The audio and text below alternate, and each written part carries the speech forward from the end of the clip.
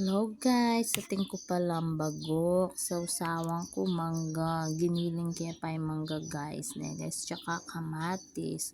Paghalu-haluin natin yan guys para masarap yung sawsawan natin. Ayun guys, sobrang sarap yan guys kapag hinalo-halo.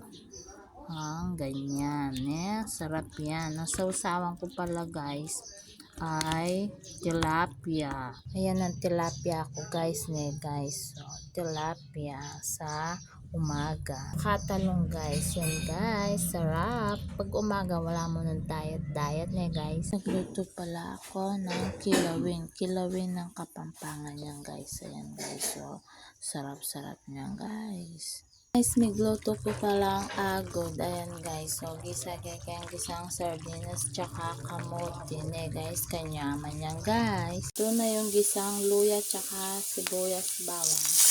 Ito na natin ang tilapia.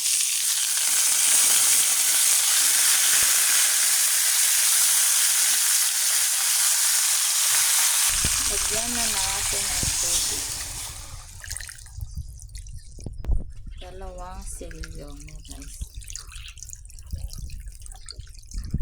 Lagay na natin yung kamyas. Ayan, yung kamyas. Ayan guys, kumukulo-kulo na guys. Lalagay na yung mahiwagang kangkong. Guys. Ayan guys, malapit nang maluto yung kangkong. Guys. Pag nagluluto kayo ng isda guys, pakabukal-bukal nyo guys para mas masarap siya guys.